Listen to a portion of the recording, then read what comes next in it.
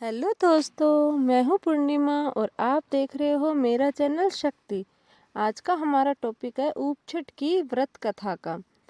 तो वीडियो शुरू करने से पहले गणेश जी महाराज को याद करना अत्यंत आवश्यक है, तो बोलिए गणेश जी महाराज की जय। साथ ही मैं विनायक जी महाराज की कथा भी बताऊंगी, तो वीडियो को अंत तक जरूर देखिएगा। चैनल सब्सक्राइब करना मत भूलिए। चलिए शुरू करते हैं आज की कथा। एक साहूकार था, उसकी एक पत्नी थी। साहूकार महीने की होई हुई मतलब बिना नहाए धोए सब जगह हाथ लगाती थी। वह खाना बनाती थी, पानी भरती थी, सब काम कर लेती थी। कुछ दिन बाद उसके एक पुत्र हुआ। उसकी इन्होंने शादी की। शादी के कुछ दिनों बाद साहूकार और साहूकारनी की मृत्यु हो गई। मृत्यु के बाद साहूकार तो बेल बना और साहूकारनी कुतिया। वे दोनों अपने बेटे के घर पर ही पहुंच गए। बेटा बेल से खूब काम लेता था। दिन भर खेत में जोता और कुएं में से पानी निकलवाता। कुतिया उसके घर की रखवाली करती थी। जब उनको वहां 1 साल हो गया तो उस लड़के के पिता का श्राद्ध आया। श्राद्ध के दिन खूब पकवान बनवाए गए। उनकी खीर भी बनाई गई। खीर को ठंडा करने के लिए एक थाली में फैलाकर रख दिया गया। उसी समय एक चील उड़ती हुई आई, जिसके मुंह में मरा हुआ सर्प था। वह सर्प उसके मुंह से छूट गया और खीर में गिर गया। यह बात बैठी हुई कुतिया देख रही थी। कुतिया सोचने लगी कि कोई इस खीर का खाएगा तो वह मर जाएगा।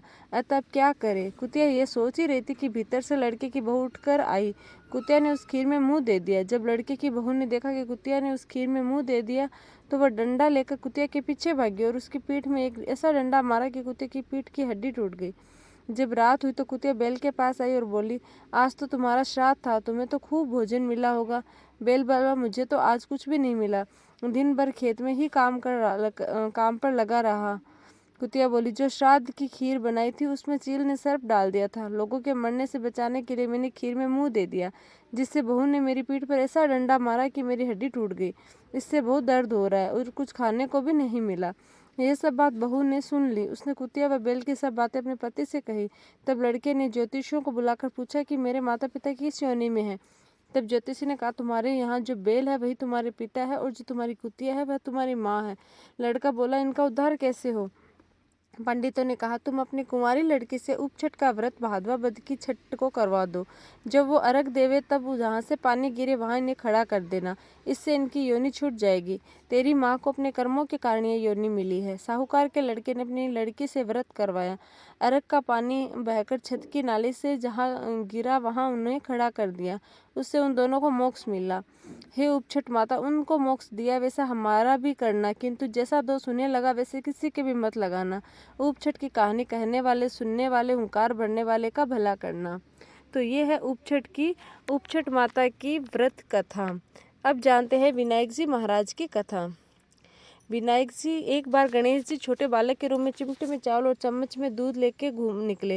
वो हर किसी के कह रहे थे कि कोई मेरी खीर बना दो, कोई मेरी खीर बना दो। वहाँ पर एक बुढ़िया माई बैठी थी। उसने कहा, ला मैं बना देती हूँ। वह छोटा सा बर्तन चढ़ाने लगी तो गणेश जी ने कहा कि दादी माँ, छोटी सी भगोनी मत चढ़ाओ, तुम्हारे घर में जो सबसे बड़ा बर्तन है वही चढ़ाओ। बुढ़िया माई ने गणेश जी का मन रखने के लिए बड़ा बर्तन चढ़ा दिया। वह देखती रह गई कि वह जो थोड़े से चावल उस बड़े बर्तन में डाले थे वह तो पूरा भर गया। गणेश जी ने कहा, दादी माँ ने नहा धोकर आती हूँ। जब खीर तैयार हो गई, बुढ़िया माई के पोते पोते खीर खाने के लिए रोने लगी।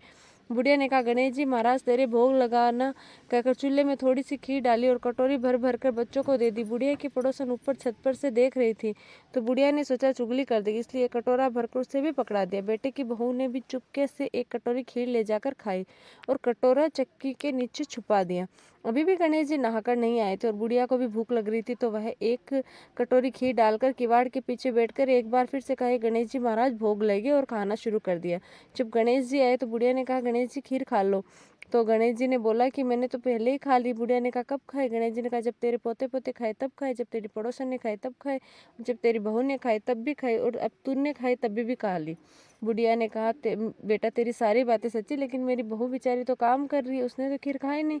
गणेश जी महाराज ने कहा, चक्की के नीचे देख जूठा कटोरा पड़ा है, तूने तो मेरे भोग तो लगाया, उसने तो भोग भी नहीं लगाया। बुढ़िया की बात कहकर बुढ़िया ने कहा गणेश जी की बात कह के कि आप ना अपनी बात घर में ही रहने दो, किसी को बताना मत। तो गणेश जी ने बोला, ठीक है। बोले, अब बची हुई खीर का क्या करूं। उसने बोला, गणेश जी ने बोला, नगरी को जिमा दो। बुढ़िया माई ने पूरी नगरी जिमा दी, बट बर्तन खाली नहीं हुआ। जब राजा को पता चला तो राजा ने बुढ़िया को बुलाया और कहा कि बुढ़िया, तेरे घर में इतना बड़ा बर्तन क्या काम का, ये तो मेरा है। तो बुढ़िया ने बोला आप रख लीजिए राजा जी। जैसे ही राजा जी ने बर्तन रखा, खीर में कीड़े मकोड़े बिच्छू हो गए।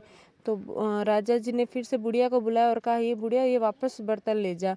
तो बुढ़िया ने कहा और ये बोला कि ये बर्तन तू ही रख ले, मैं तुझे देता हूँ। बुढ़िया ने कहा राजा जी आप देते तो पहले ही दे देते, ये तो मुझे गणपति बापा ने दिया है।